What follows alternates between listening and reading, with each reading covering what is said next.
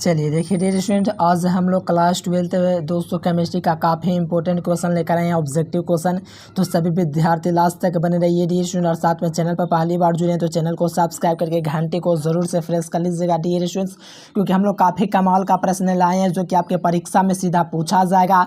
तो लास्ट तक देखिए, और जो विद्यार्थी PDF नोट्स ऑल सब्जेक्ट का नहीं लिया है तो ये नंबर दिख रहा है, इस नंबर पर कॉल या मैसेज करना है, आपको ऑल सब्जेक्ट का PDF नोट्स देंगे और 100% एग्जाम में लाता है, ये प्रूफ भी हम आपको देंगे। चलिए फटाफट सभी विद्यार्थी लास्ट तक बने रहिए। चलिए फर्स्ट क्वेश्चन आया है कि कार्बनिक ठोस की शुद्धता का जो लक्षण है वो क्या है, क्वथनांक है कि गलनांक है कि विशिष्ट चालकत्व है कि इनमें से कोई नहीं। फटाफट आंसर दीजिए। चलिए बहुत ही अच्छा है कि कार्बनिक जो ठोस की शुद्धता का लक्षण वो आपका गलनांक होता है, यानी कि the purity of the organic solid corrected bye, तो याद रखना आपका गलनांक होगा ऑप्शन बी। चलिए यहाँ से देखिए सेकंड नंबर, समुद्री जल में पाए जाने वाला दोस्तों तत्व आपसे पूछा जा रहा है। तो समुद्री जल में पाए जाने वाला तत्व आपका दोस्तों सोडियम होता है, ऑप्शन बी। चलिए यहाँ से 3 नंबर देखिए, तो कहा जा रहा है कि CNG मुख्य रूप से क्या होता है। तो देखिए मेथेन होता है, इथेन होता है, ब्यूटेन होता है कि आइसोब्यूटेन होता है। तो ध्यान दीजिएगा यहाँ पर आपका CNG जो होता है इसमें आपका मुख्य रूप से जो होता है आपका मेथेन होता है। क्या होता है मेरे प्यारे स्टूडेंट, मीथेन होता है। सूत्र क्या होता है पता है किसी को नहीं? तो सूत्र आपको पता है दोस्तों, CH4 होता है, इसी को मेथेन कहते हैं, और CNG का ये मुख्य रूप होता है। तो ऑप्शन नंबर ए हो जाएगा।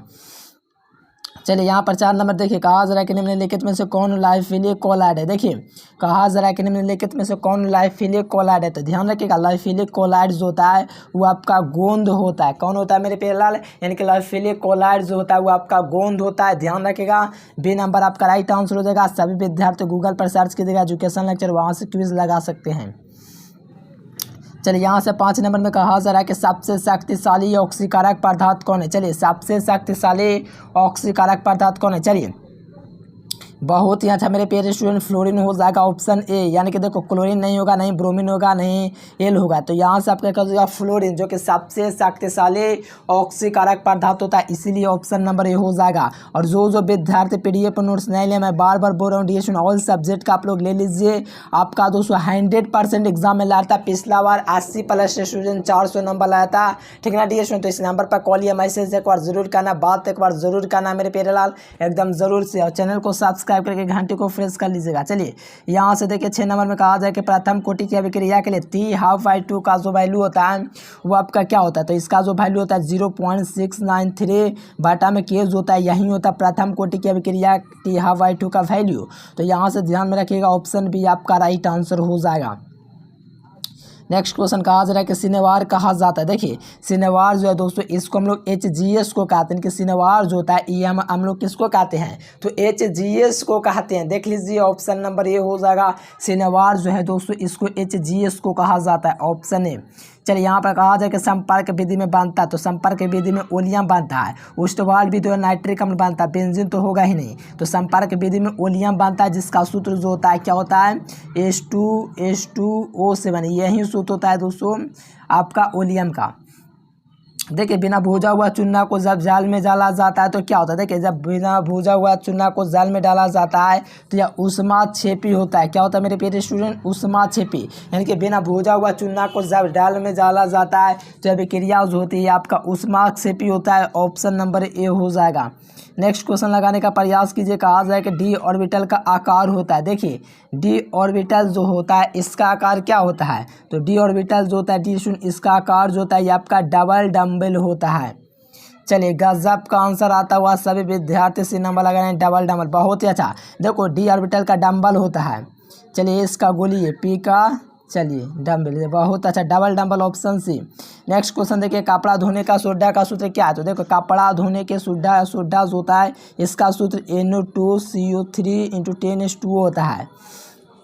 यहाँ से देख लीजिए कपड़ा धोने के सोडा का जो सूत्र है NO2CO3, यानी कि ऑप्शन है इसका राइट आंसर हो जाएगा, ठीक ना डियर स्टूडेंट। बहुत ही कमाल का प्रश्न है और आपके सीधे परीक्षा में पूछा जाता है।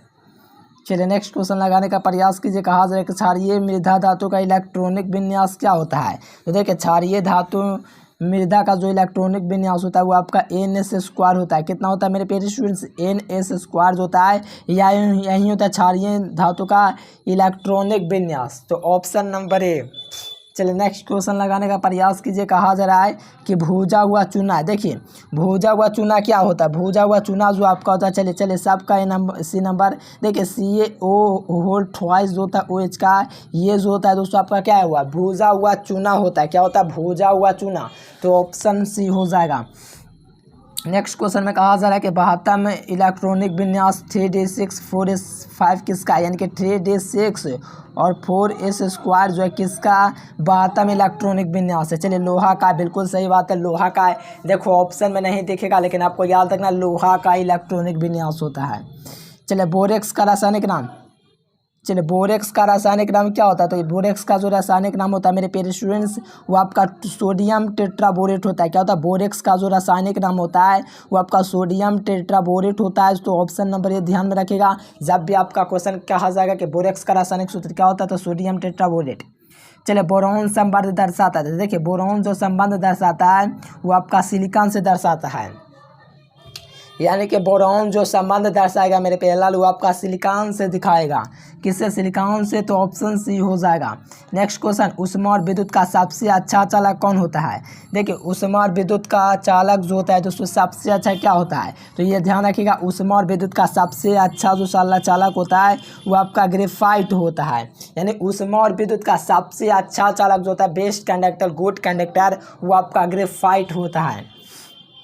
चलिए नेक्स्ट क्वेश्चन लगाने का प्रयास कीजिए। क्रिस्टल कितने प्रकार का होता है, तो हम आपको बता चुके हैं, क्रिस्टल 4 प्रकार का होता है। नेक्स्ट क्वेश्चन देखिए यहाँ से, हीरा में कार्बन का संकरण क्या होता है, तो हीरा जो होता है दोस्तों उसमें कार्बन का जो संकरण होता है वो आपका sp3 होता है। कितना होता है, हीरा में जो कार्बन का संकरण होता है वो आपका sp3 के रूप में होता है, sp3 के फॉर्म में होता है, इसीलिए ध्यान में रखेंगे मेरे प्यारे लाल, ऑप्शन नंबर ये हो जाएगा, हीरा में कार्बन का संकरण sp3 होता है।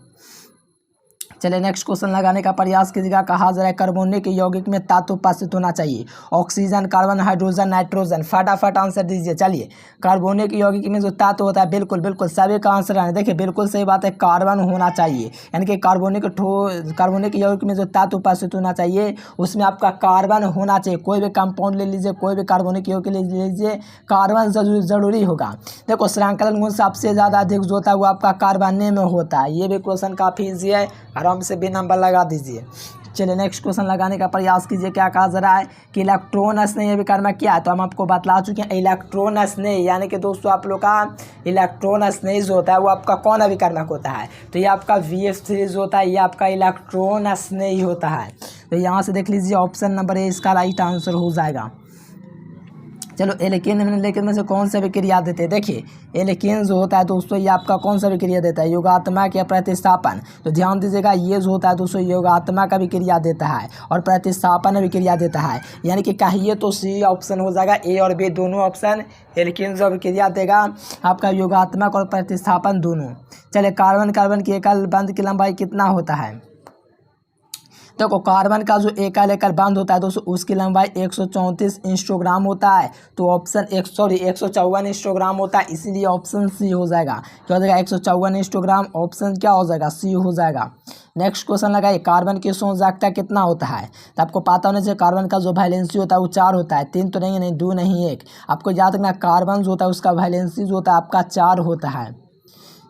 कार्बोनिक ठोस की शुद्धता का लक्षण गलनांक होता है, ये हम आपको शुरू में बताएं, ये भी हम आपको शुरू में बताएं। चलिए CNG का मुख्य रूप से जो होता है मिथेन होता है, ये भी हम आपको शुरू में बताएं। चलिए आयोडीन किस प्रकार का क्रिस्टल, तो आपको पता है आयोडीन जो होता है ये आपका आणविक होता है, आयनिक नहीं होगा। कोवैलेंट जो होता है सहसंयोजक, हीरा, ग्रेफाइट, सिलिका होता है, ये भी नहीं होगा, तो आपका क्या हो जाएगा, आणविक हो जाएगा, यानी कि आयोडीन जो होता है ये मॉलिक्यूलर सॉलिड होता है, इसीलिए ऑप्शन सी। चलिए नेक्स्ट क्वेश्चन लगाइए, क्लोरल का सूत्र क्या होता है, देखिए क्लोरल जो होता है इसका सूत्र क्या होता है, क्लोरल, देखिए ध्यान दीजिएगा यहाँ से CHCl3 नहीं होगा, ये तो क्लोरोफॉर्म का है। क्लोरल का सूत्र CCl3 CH जो होता है यही होता है। क्लोरल का सूत्र क्या होता है, क्लोरल का सूत्र क्या होता है, CCl3 CH जो होता है ये आपका क्लोरल का सूत्र होता है। चलिए बहुत ही अच्छा, देखिए जो विद्यार्थी अभी तक चैनल को सब्सक्राइब नहीं किया तो फटाफट सब्सक्राइब करके लाइक कर दीजिए और दोस्त रिश्तेदार के पास जरूर से शेयर करना और घंटी को जरूर से प्रेस कर लीजिए। चलिए यहाँ से देखिए क्लोरोफॉर्म का सूत्र क्या होता है, देखिए क्लोरोफॉर्म जो होता है मेरे प्यारे लाल क्या होता है, फटाफट क्लोरोफॉर्म का जो सूत्र होता है वो क्या होता है, चलिए बहुत अच्छा मेरे प्यारे CHCl3 जो होता है ये आपका क्लोरोफॉर्म का सूत्र होता है। क्या होता है मेरे प्यारे CHCl3 जो होता है ये आपका क्लोरोफॉर्म का सूत्र होता है, इसीलिए ए नंबर आपका राइट आंसर हो जाएगा। नेक्स्ट क्वेश्चन देखिए, कहा जा रहा है कि कृत्रिम मीठा विकारता कौन है? सोडियम साइक्लोमेट, एस्पार्टेम, सैकरीन, ये सब क्या है आपका दोस्तों कृत्रिम मीठा विकारता है। तो यहाँ से सैकरीन भी हो जाएगा, एस्पार्टेम भी, सोडियम साइक्लोमेट भी हो जाएगा। तो डेट मीन ऑप्शन डी। चलिए 33 नंबर देखिए, कहा जा रहा है कि निम्नलिखित में से कौन एल्डिहाइड और कीटोन में विभेद कर सकता है? तो देखिए एल्डिहाइड और कीटोन में जो विभेद करता है दोस्तों वो आपका फेलिंग विलयन करता है। कौन करता है? यानी कि एल्डिहाइड और कीटोन में जो अंतर कर सकता है वो आपका फेलिंग विलयन कर सकता है। चलिए धात्विक बंधन किस में पाया जाता है? तो आपको पता होना चाहिए धात्विक बंधन जो होता है आपका धातु में पाया जाता है मेरे प्यारे लाल। चलिए बहुत ही कमाल का क्वेश्चन है, जल्दी से सब्सक्राइब कर लीजिए और PDF नोट जो विद्यार्थी नहीं लिए आए इस नंबर पर मैसेज या कॉल ज़रूर कीजिए, एक बार बात ज़रूर कीजिएगा, 100% एग्जाम में लड़ता है। चलिए नेक्स्ट क्वेश्चन यहाँ से देखिए, कास्टिक सोडा क्या होता है? तो सोडियम हाइड्रोक्साइड को ही कास्टिक सोडा कहा जाता है। सोडियम कार्बोनेट नहीं हुआ, नहीं सोडियम क्लोराइड होगा। क्या हो जाएगा? सोडियम हाइड्रोक्साइड को ही कास्टिक सोडा कहा जाता है। तो ऑप्शन ए आपका राइट आंसर हो जाएगा। चलिए निम्नलिखित में से कौन अक्रिय है? देखिए कौन है दोस्तों जो आपका अक्रिय है? चलिए कमाल का क्वेश्चन है, ध्यान दीजिएगा। अक्रिय जो होता है ये आपका नियोन होता है, इनके नियोन जो होता है ये आपका अक्रिय गैस है। क्या नियोन जो होता है ये आपका अक्रिय गैस है। तो ऑप्शन बी हो जाएगा। नेक्स्ट क्वेश्चन लगाइएगा, कहा जा रहा है कि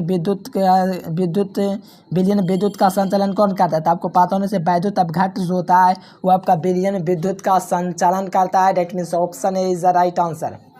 चलिए नेक्स्ट क्वेश्चन लगा, जब फिनॉल को जैसा चून के साथ गर्म किया जाता है तो बनता है। तो देखिए जब फिनॉल को जैसा चून के साथ गर्म किया जाता है तो इससे आपका मीथेन बनता है। क्या बनता है? मीथेन जो होता है दोस्तों फिनॉल को जैसा चून के साथ गर्म करने पर बनता है। मीथेन देख लीजिए ऑप्शन बी में मिल रहा है। चलिए सॉरी बेंजीन मेरे प्यारे, अरे यार गलती हो गया सॉरी।